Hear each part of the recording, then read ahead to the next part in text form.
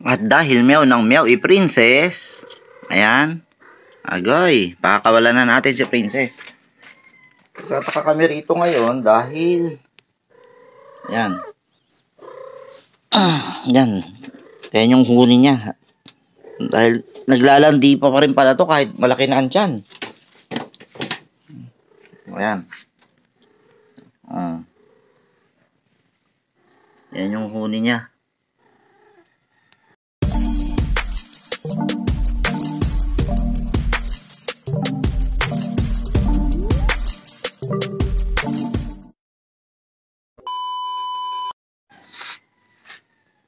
Ano na? Dali, asan na yung Pongkin? Pongkin! Ito na, pinakawalan ko na sa princess.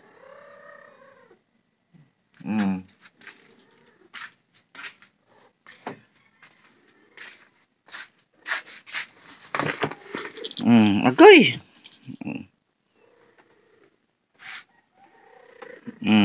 Agoy!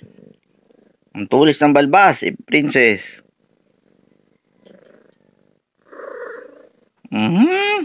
Pongkin, ayan na.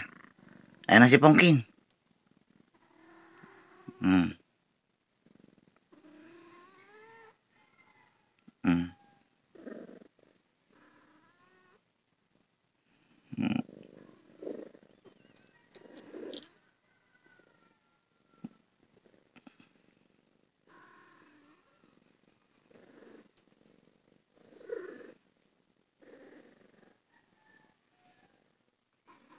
Agay, tsura ipongkin. Agay.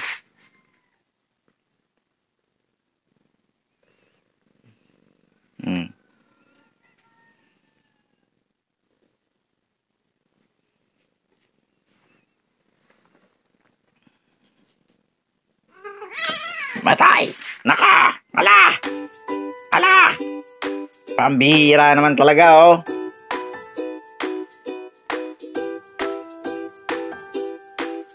Agoy!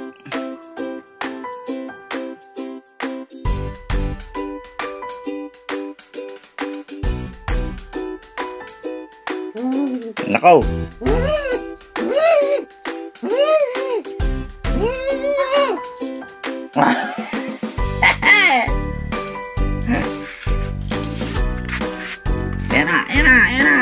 Babalikan na siya. Uy! Ayun! Sus, Ginoo. Wing! Wing! Wing! Ala! Kisay-kisay i-princess. Ala! Ala! Ala! Ating... patay ka! Oh ha! Hala ka!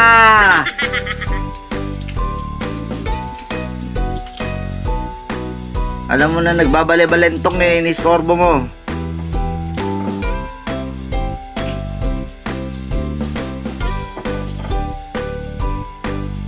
Ganyan pala to pagkatapos. Kisay-kisay.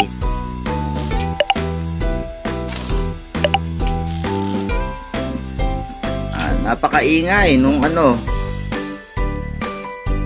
Tinatawag yung lalaki na yon, ha? Tinatawag niya. Bawal wala siyang ano, istorbo yun sa pagkisay-kisay. Sa takot, makalmot, ayun. Sa sulok na. Mga kalmot pala to pag inistorbo sa pag, ano, kisay-kisay. Iya. Iya. Iya. Iya.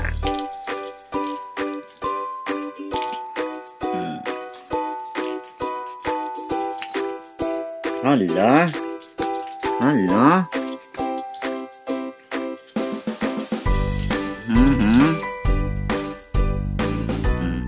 Tapos na ang pagkikisay-kisay. Sunod-sunod na naman ipongkin. Ingay lang talaga pag ganito. Na.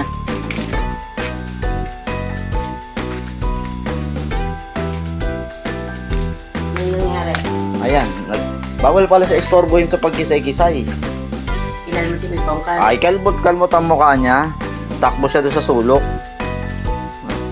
Oo, kasi may takot siya eh. Oo, ayaw niya pala ma-istorbo pag Aray ko. Binangga ako. ang tulis pa naman ng balbas niyan. Wala. Ano ba yan? Mhm.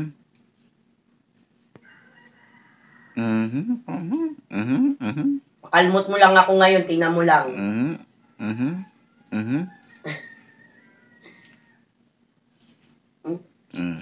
Aray ko! Aray ko, nadali akong kalmot eh. Princess, ano ba yan? Tontuwa eh. Happy. Happy princess, love. Di ba? Kisay-kisay eh.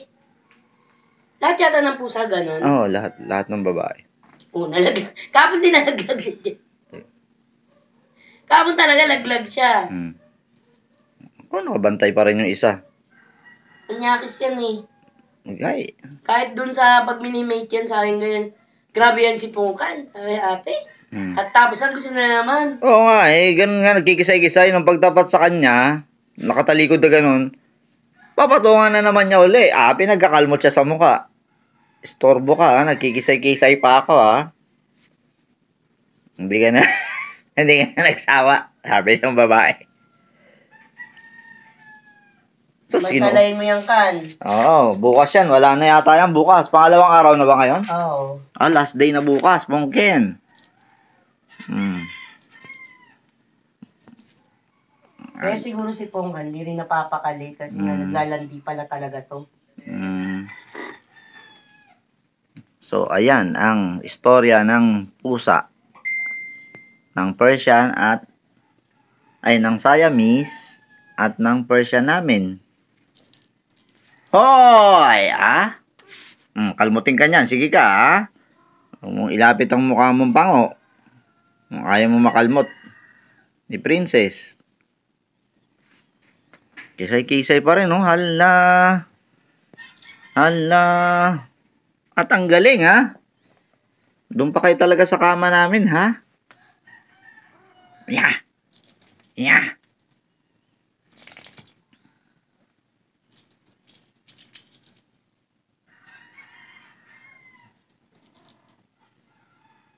Mamaya kukuha akong damo.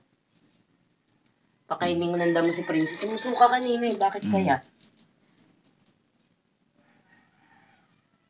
Baka Oo nga yan. Ano wag naman ng ano niya? Hala, kisay-kisay talaga. Wow, malalaglag na.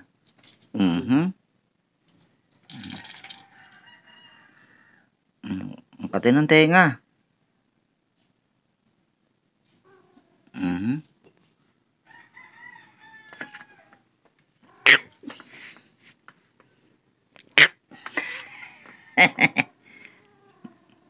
Sige ka, kalmutin ka niyan, Kalmutin ka sa pango mong ilong. Ang ingay pala nito pag naglalandi. Hindi lang pala lalaki ang maingay, pati babae. Yun pala yung nila, pamamaraan. Okay, first time lang naman natin nagkaroon ng ganyan eh. Ang alam lang natin, Pongkan lang eh. Ito lang kasi ang miyaw na miyaw nung nakaraan. Ngayon, ito rin ngayon. Madaling araw, ang ingay. Alam din nila, Tatawag din pala yung babae minsan.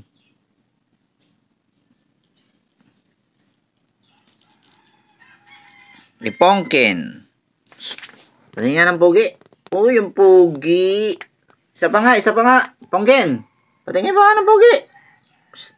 Pongken, patingin nga. Yun, pogi. Pogi. Sus, Ginoo. Nakatanod na naman. Pongken. Pati ganun pala sila, talagang walang halos gana kumain. Pero kagabi kumain ni Pongken, Oo, pero hindi gaano. Konti lang kumain. Hala, sunod-sunod. Ito yan. Makalipas ang isang oras, nagsitulog. Tulog na rin si Pongkan. Ayun, nagising to kanina, tulog eh. Kinulong ko dahil nung matapos, Dahil itong lalaki na to, ayan, tumayo na rin. Kinukulit niya pa rin to, pinagkakalmot siya. Kinulong ko na yung babae dahil baka mabulag tong Persian namin. Mahirap na pag nabulag yung mata nito. Ganyan na muna. Ganun ang sistema pala na itong mga to. Nagising nung mag-video ko, pero kanina pagdaan ko rito, tulog na itong mga to. Talas talaga ng pakiramdam ng mga to. Yan na isa sa ability ng mga pusa talaga. Matalas ang pakiramdam. Nung mag-video talaga ako yun, nagising na silang dalawa. Ano na itong lalaki, pinakikiramdaman niya lang kasi itong babae pala na kung lalabas na naman. Sus, Ginoo. Yung ilong, oh. Paano? Pango ilong. Sana pag nagkaanak si Pongkal sa future, mas pango pa sa kanya.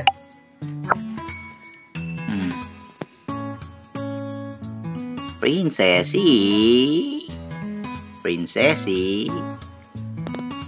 Ayos na bera ay prinsesi, ah.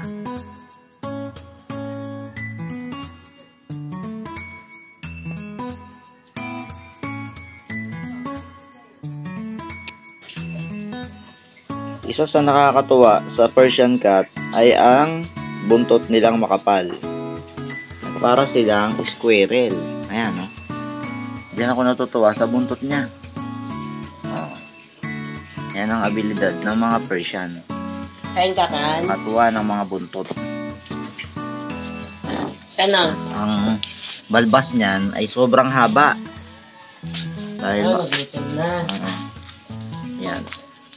Gutom na yung pongki namin. Nagutom matapos man chicks. Kapal ng buntot. Yan, tayo ng buntot. Yan ang isa sa nakakatuwa sa Persian.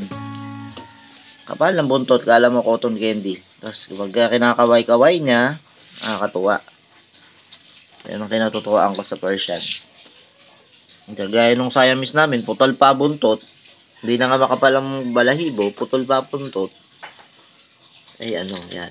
Tawag pa ng mga bata, mumu. Oo, mumu daw yung Persian namin. Pag nakikita ng yung Siamese namin, pag nakikita ng mga bata. Yan. Sa Persian, mahaba rin ang balbas. Yan, tapos ang balahibo niya, sobrang kapal. Kala mo talaga stop toys. Lalo na pag hindi gumagalaw to. Akala mo stop toys. Lalo na minsan may pagkakataon nakatitig lang siya sa akin. Kaya parang stop toys na hindi gumagalaw. Kain, nagutom na. Tapos man chicks. Paalis na ako kami mag-asawa. At sabi ng asawa ko, ikulong ko na yung pusa. At ito, pakikita ko sa inyo yung dalawa. Ayan, yung isa nandito. At yung isa, andoon. E di wow. Kailangan ko na kasing ikulong si Princess. Para hindi, sabihin natin hindi, ala, sarap tulog na. Agoy, i-princessy. Nagtataka lang ko talaga kami mag-asawa. Ang laki na kasi ng tiyan neto, oh. Tapos yung utong niya, laylay na. Pero, yun, nakikipag-mating pa siya rito sa Persian cat namin. Pero, ewan ko, naguguluhan kami. Ngayon pa lang kami kasi nagkaroon ng babae. Ito kasi yung una namin talagang pusa, ipongkin. Naghihilamos si Pongki, nagpapapogi. Kaya yun, pupunta muna kami ng sample para i-check kung nandun yung national ID na. Kaya ikukulong ko muna ito. Ayan. Parang nananaginip pa. So, yun nga, no? Kailangan pala ng transaction slip ng national ID. Naiwan namin sa bahay. Kaya hindi namin verify. Ha? Alam ko kasi ID lang din. Oo. Yun nga, akala namin ID lang. Akala niya daw ID lang din. Yun pala, kailangan ng transaction slip para ma-verify kung nandito bumagsak yung national ID. Kaya sa mga kukuha ng national ID, huwag nyo pong kakalimutan yung transaction slip. May number daw yun doon, yung sa binigay sa ating maliit. Ganun po pala. Ayan, kanina pa namin hinahanap. Yung pala, ayan. Tulogi, kung kani. Ayan, oh. Matapos manchiks ng manchiks, tulog ng tulog, i-chick boy. Ayan. At yung isa nga, yun, ikinulong namin si Princess. Ayun, ni Princess. Gumalaw na. Agoy.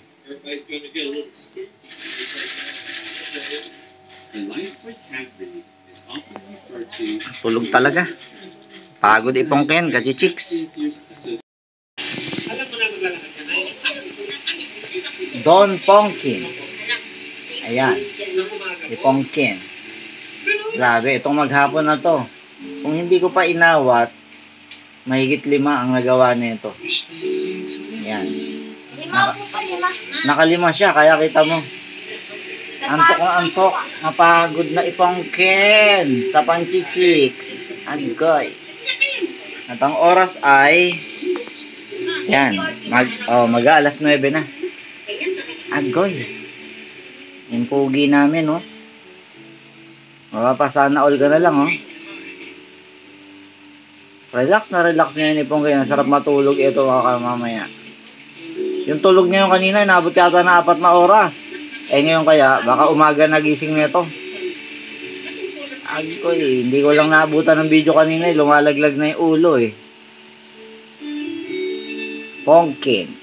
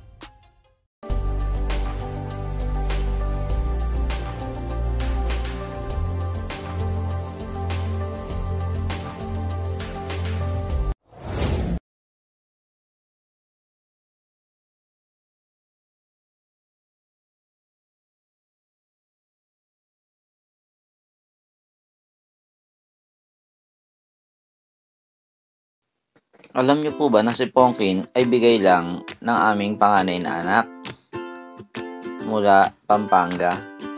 Doon po siya nanggaling. Nagbe-breed po kasi ng Persian cat ang panganay naming si Angel. At yung si Princess naman ay bigay din sa akin naman ni Boss Alex. Kaya ganun po talaga.